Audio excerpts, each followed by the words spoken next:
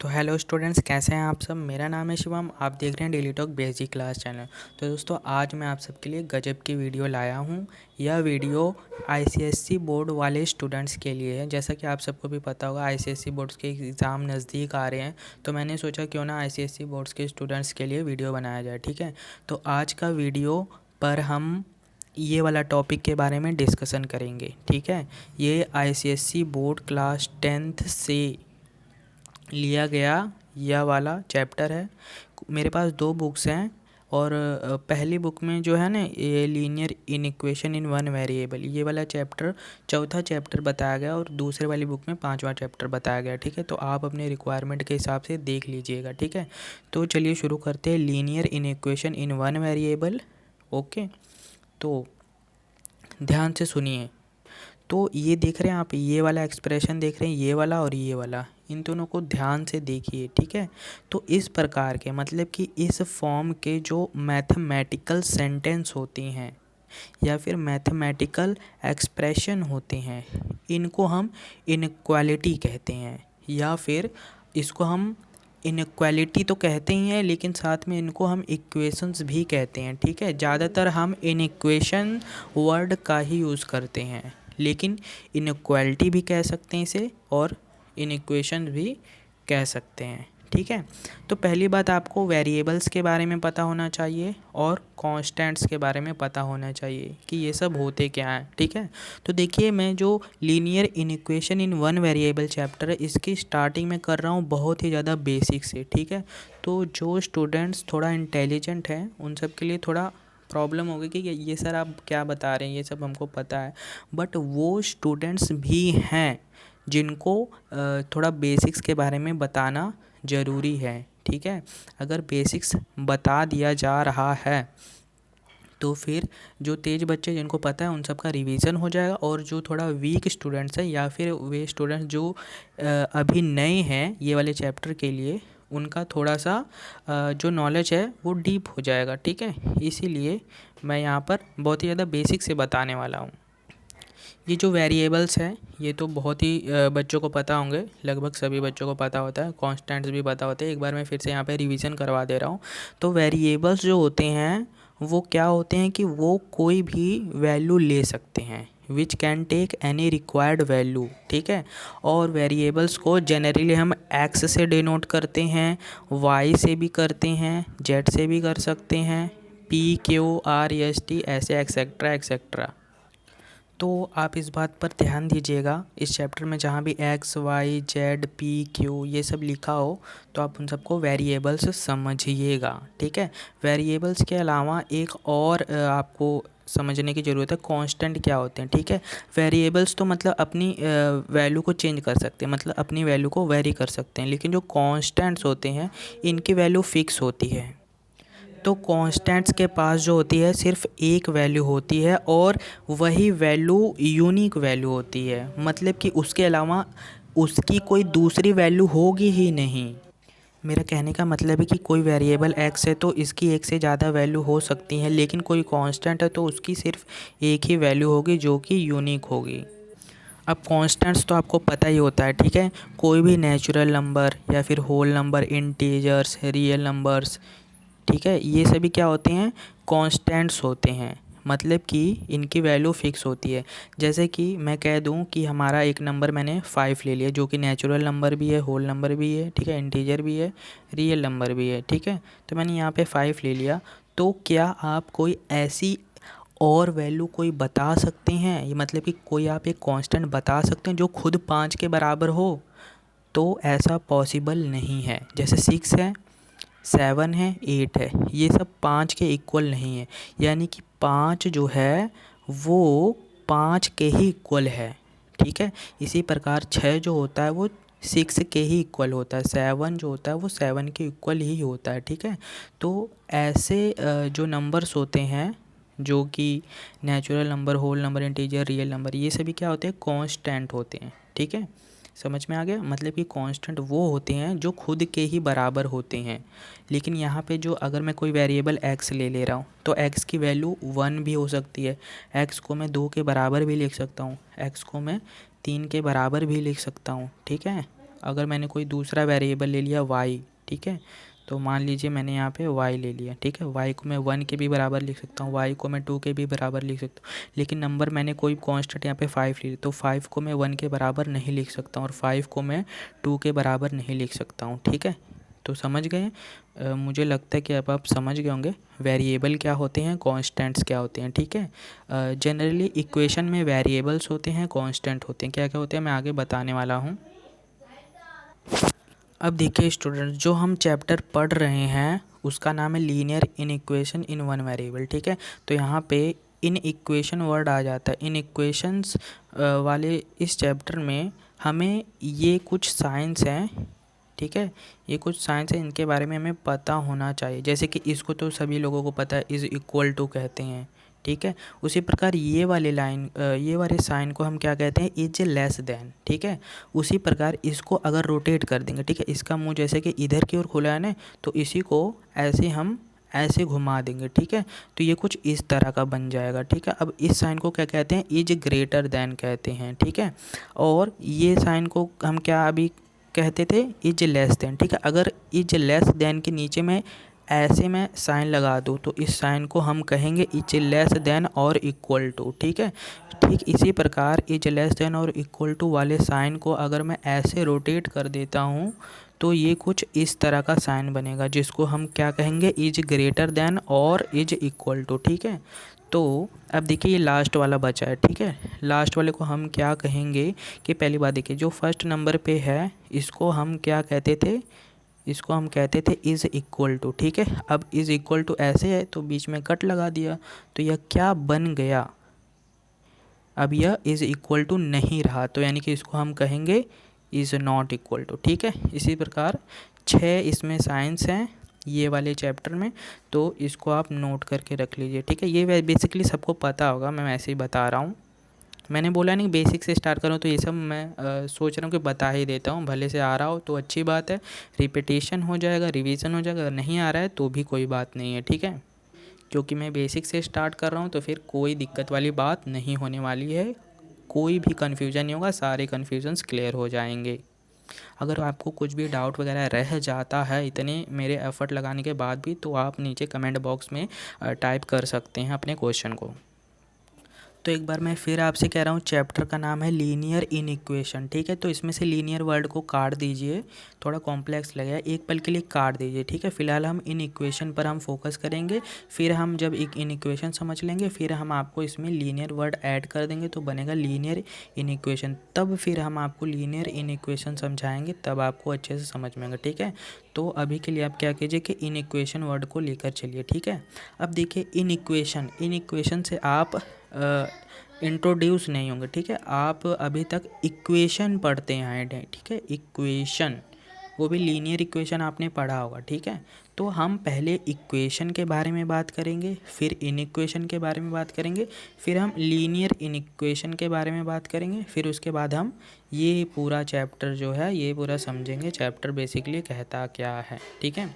तो ये देखिए, तो मैं इक्वेशन के बारे में बता रहा हूँ। In any equation we have an expression, कोई भी इक्वेशन होता है वो एक एक्सप्रेशन होता है, मतलब कि मैथमेटिकल एक सेंटेंस होता है, ठीक है, जिसमें क्या क्या कंटेन होता है। पहली बात, एक उसमें वेरिएबल होगा या फिर एक से ज़्यादा भी वेरिएबल हो सकते हैं, और कांस्टेंट भी उसमें होंगे, ठीक है। वेरिएबल होंगे, एक से ज़्यादा वेरिएबल हो सकते हैं, कांस्टेंट भी होंगे, और क्या होगा कि उनके बीच में इक्वल का साइन लगा होगा, ये साइन ज़रूर लगा होगा किसी भी इक्वेशन में।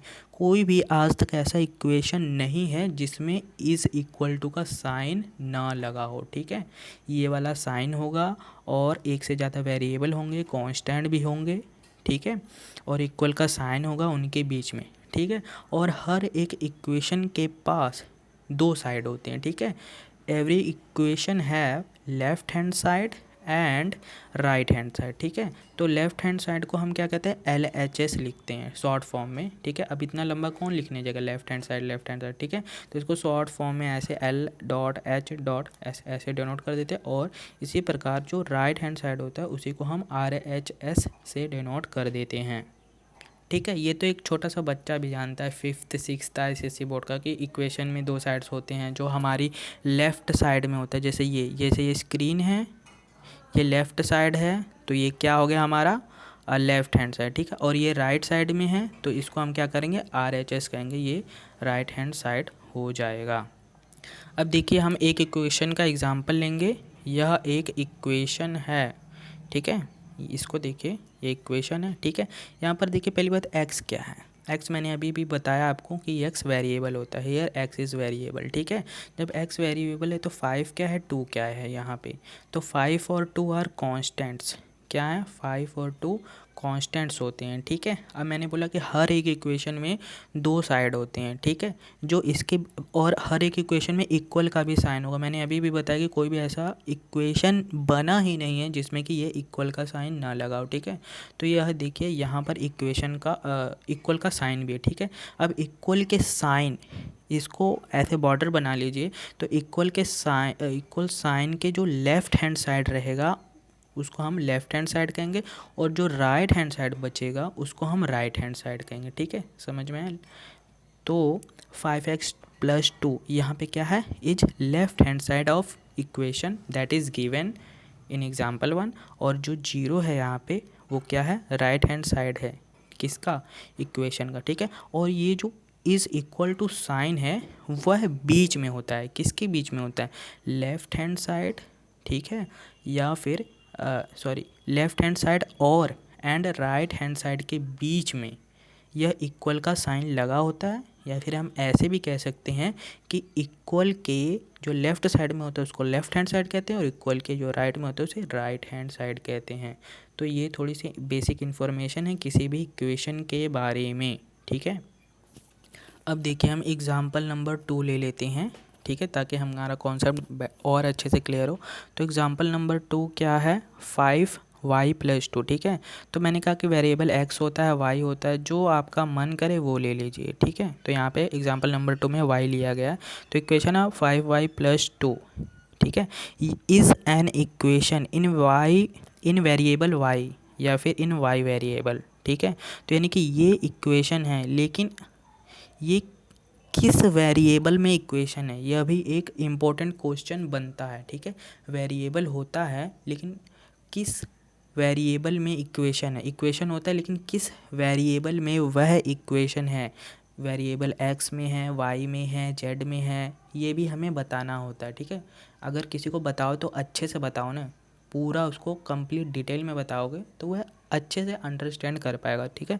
तो मैं यहाँ पर पूरे डिटेल में आपको बता रहा हूँ, ठीक है। जैसे हमारा एग्जाम्पल नंबर 1 था, उसमें हमने क्या लिया था कि 5x + 2 लिया था, ठीक है। तो मैंने उसको बताया कि यह इक्वेशन है, लेकिन मैंने वहाँ पे पूरा डिटेल में नहीं बताया, ठीक है। इसे मैंने सिर्फ बताया कि यह एक इक्वेशन है, जबकि मुझे यह बताना चाहिए कि यह इक्वेशन x वेरिएबल में है।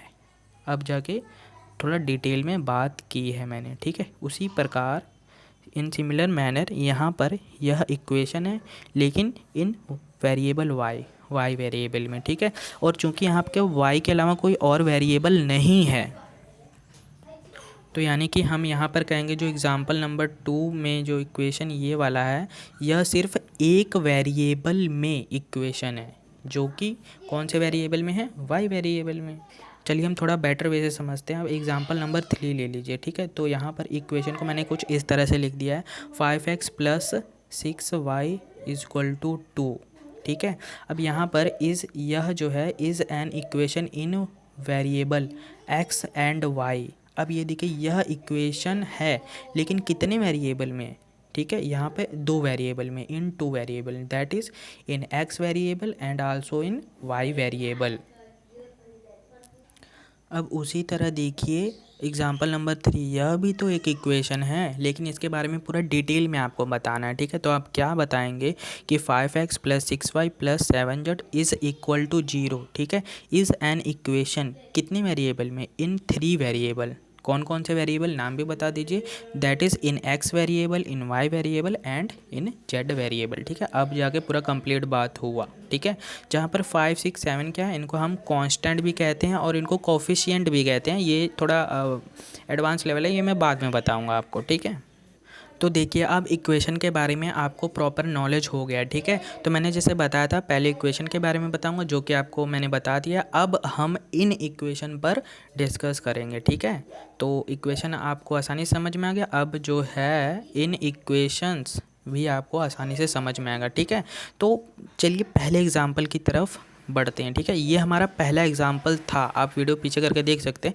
पहला एग्जाम्पल मैंने यही लिया था, ठीक है। अब देखिए इसमें, ठीक है, अगर ये इक्वल टू का साइन है, इस इक्वल टू का साइन को अगर मैं रिप्लेस कर दूं, ठीक है, with any of these signs, ये जितने भी सारे साइंस हैं, ठीक है, इक्वल की जगह पर अगर मैं यह सभी साइंस लगा देता हूँ between left hand side and right hand side of above equation, यानी कि जो ऊपर वाला इक्वेशन है इसमें इज इक्वल टू के साइन को मुझे हटाना है और इसकी जगह पर या तो मैं ये लगा दूँ, ये लगा दूँ, ये लगा दूँ, ये कोई भी मैं लगा सकता हूँ। तब हमारा जो इक्वेशन है यह तब इक्वेशन नहीं रहेगा। Then above equation will called inequality. तब इक्वेशन हम नहीं कहेंगे, इक्वेशन हम तभी कहेंगे जब इज़ इक्वल टू का साइन हमें दिखाई दे, ठीक है। चूँकि हमें इज़ इक्वल टू का साइन हटा दिया है और उसकी जगह पर ये वाला, ये वाला, ये वाला, ये वाला, इन पांचों में से कोई भी साइन लगा दिया है, तो वह इक्वेशन अब इक्वेशन नहीं रहेगा। उस इक्वेशन को हम कहेंगे इनइक्वालिटी, या फिर हम यह भी कह सकते हैं इन इक्वेशन, ठीक है। तो इनइक्वालिटी और इनइक्वेशन में ज़्यादातर हम इनइक्वेशन वर्ड का यूज करते हैं, ठीक है। इनइक्वालिटी हम यूज करते हैं लेकिन ये जनरली ज़्यादा कॉमन नहीं है, ठीक है। तो ये देखिए चैप्टर का नाम भी है, देखिए इन इक्वेशन है, इनइक्वालिटी भी हो सकता है बट यहाँ पे इनइक्वेशन वर्ड थोड़ा बेटर रहेगा यूज़ करने में, ठीक है। तो आपको समझ में आ गया इक्वेशन कब बदल जाएगा इन इक्वेशन में, ठीक है, जब इज इक्वल टू के साइन को हम हटा देंगे। ये देखिए मैंने अब एग्जांपल ले लिया, यहाँ पे देखिए इज इक्वल टू का साइन नहीं है, ठीक है। अब इज इक्वल टू के साइन की जगह पे अगर मैं ये वाला साइन लगा दिया, जैसे कि इसमें आप देख सकते हैं, ठीक है। तो ये लगा दिया, या फिर नीचे वाले में मैंने ये वाला साइन लगा दिया इज़ ग्रेटर देन का, या फिर उससे भी नीचे वाले में मैंने लगा दिया इज़ लेस देन और इज़ इक्वल टू, और इससे नीचे वाले में ये देखिए इसमें मैंने लगा दिया इज़ ग्रेटर देन और इज़ इक्वल टू, और यहाँ पर मैंने लास्ट में सबसे लगाया है इज़ इक्वल टू के साइन को हटा के इज़ नॉट इक्वल टू, ठीक है। तो अब ये सभी को मैं इक्वेशन नहीं कहूँगा, अब इन सभी को मैं इन इक्वेशन कहूँगा। लेकिन अभी पूरी बात मैंने नहीं बोली, इन इक्वेशन है तो है ही, लेकिन कितने वेरिएबल में है, इन वन वेरिएबल, सिर्फ एक वेरिएबल में है।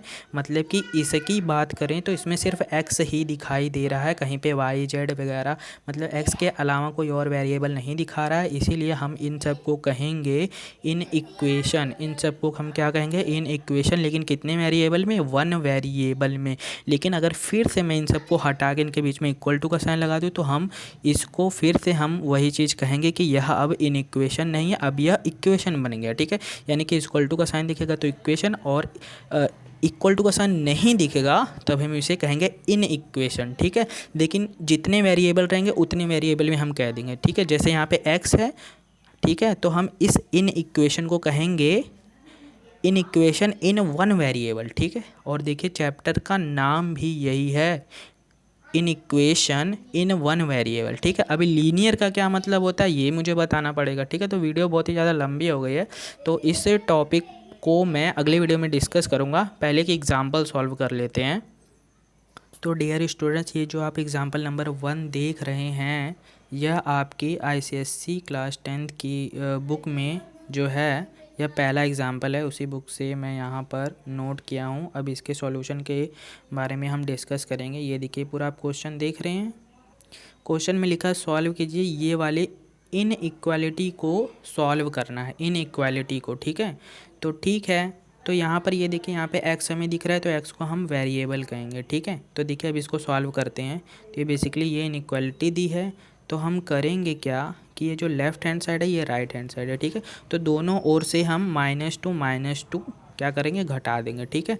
अब जो -2 घटाएंगे तो ये +2 से -2 कैंसिल आउट हो जाएगा, ठीक है। और ये 9 - 2 7 हो जाएगा यहाँ पे, ठीक है। तो यानी कि लेफ़्ट हैंड साइड हो गया x इज़ ग्रेटर दैन 7। तो अब देखिए यहाँ पे हमें मिला है x जो कि वेरिएबल है, ठीक है। तो यानी कि x इज़ ग्रेटर देन 7, यानी कि x वेरिएबल है, चूँकि x अलग अलग वैल्यू लेगा, लेकिन यहाँ पे यह इनइक्वालिटी कहती है कि x अलग अलग वैल्यू तो लेगा ही, लेकिन वही वैल्यू लेगा जो वैल्यू 7 से ग्रेटर हो, ठीक है। क्योंकि x यहाँ पर बिलोंग कर रहा है w से, ठीक है। तो यहाँ पे w का मैं मतलब बता दूँ, w का मतलब है सेट ऑफ होल नंबर। क्या? W का मतलब है सेट ऑफ होल नंबर, ठीक है। जैसे सेट ऑफ नेचुरल नंबर को कैपिटल N से डिनोट करते हैं। सेट ऑफ नेचुरल नंबर पता होगा, मतलब कि एक ऐसा सेट जिसमें 1 हो, 2 हो, 3 हो, डाटा डाटा ऐसे करते करते ढेर सारे नंबर्स आगे की ओर बढ़ते जाए, ठीक है। ऐसे सेट को हम नेचुरल नंबर से डिनोट करते हैं। और नेचुरल नंबर में अगर हम 0 जोड़ देते हैं तो ये नेचुरल नंबर के सेट को हम W से डिनोट करते हैं, मतलब कि होल नंबर, ठीक है। तो W का मतलब यहाँ पे यही है कि यह जो x हमारा है यह ये वाले सेट से लिया गया, मतलब कि x जो है वो होल नंबर वाले सेट से लिया गया है, ठीक है। तो यहाँ पे ये देखिए, ये इनइक्वालिटी कह रही है कि x की वैल्यू अलग अलग होगी, ढेर सारी होगी, लेकिन जो भी वैल्यू होगी x 7 से बड़ी होनी चाहिए, ठीक है। x की वैल्यू 7 से कम हर हालत में नहीं होनी चाहिए, ठीक है। तो इस सेट का सॉल्यूशन क्या होगा? सॉल्यूशन सेट इज़ x, ठीक है, x होगा, ठीक है। लेकिन इसमें कहा गया कि x इज़ ग्रेटर देन 7, तो यहाँ पे हम ऐसे करके हम x इज़ ग्रेटर देन 7 लिख देंगे, ठीक है। अब यहाँ पर जो x वैल्यू तो ढेर सारी लेगा ही, क्योंकि वेरिएबल है, अलग अलग वैल्यू लेगा, लेकिन वही वैल्यू लेगा जो वैल्यू 7 से ग्रेटर हो, ठीक है। अब इसको नंबर लाइन पे कैसे रिप्रेजेंट करते हैं, मतलब इसका ग्राफिकल मीनिंग, मतलब इसको ग्राफ पे भी इसके सॉल्यूशन को हम डिनोट कैसे करते हैं ये मैं अभी बताने वाला हूँ, ठीक है। तो देखिए x बिलोंग टू w, ठीक है, यानी कि x की वैल्यू क्या होगी? 7 से ज़्यादा होगी, ठीक है। तो 7 से बड़ी होल नंबर बताओ जल्दी से, 7 से बड़ा होल नंबर, ठीक है। तो 8 होता है, 9 होता है, 10 होता है, 11 होता है, ठीक है। तो यही सारे जो वैल्यूज़ होंगे इस क्वेश्चन के क्या होंगे? आंसर। अब देखो इसको ग्राफ पे दिखा देते हैं। The graph of solution set is shown as below, ठीक है। तो ग्राफ बना देना है फटाक से, ऐसे बना देना है, ठीक है। चूँकि देखिए जो x की वैल्यू है वो क्या है? वो 7 से बड़ी है, तो यहाँ पे ये देखिए 7 से जो भी बड़ा होल नंबर है, जैसे कि 8 है, 9 है, 10 है, ठीक है। तो इसके ऊपर हमें ऐसे ऐसे थोड़ा ऐसे ऐसे राउंडिंग कर देना है, सर्कल छोटा सा बना देना है, ठीक है। तो ये हमारे सॉल्यूशन को रिप्रेजेंट करेगा, ठीक है। तो यानी कि क्योंकि सेट जो है वो हमारा W है यहाँ पे, ठीक है। x जो है वो वेरिएबल अपनी वैल्यू चेंज करेगा, लेकिन कहाँ से चेंज करेगा? ये यही वाली वैल्यू लेगा, या तो x 0 ले सकता है, 1 ले सकता है, 2 ले सकता है, 3, लेकिन यहाँ पर हमारा आंसर आया था x is greater than 7 solve करने के बाद में, ठीक है। तो यानी कि 0 से लेकर 7, यानी कि 0, 1, 2, 3, 4, 5, 6, 7 ये वाली वैल्यू x नहीं ले सकता। इसके अलावा जितने भी होल नंबर वाले सेट में नंबर्स हैं वो सब, ठीक है, इस इनइक्वालिटी या फिर इस इनइक्वेशन के क्या होंगे? सॉल्यूशन होंगे, ठीक है। तो यहाँ पर ऐसे बना दीजिएगा। तो 7 के बाद वाले जितने भी होल नंबर है ऐसे ऐसे छोटे छोटे कर दीजिएगा, ठीक है। तो बात करते हैं अगले वीडियो में, ठीक है। ऐसे ही मैं कुछ एग्जांपल्स और एक्सरसाइज के सॉल्यूशंस लेकर आने वाला हूँ। तो वीडियो अच्छा लगा तो वीडियो को लाइक कर दे और चैनल को सब्सक्राइब कर दो, बेल आइकन को भी प्रेस कर दे। तो मिलते हैं नेक्स्ट वीडियो में।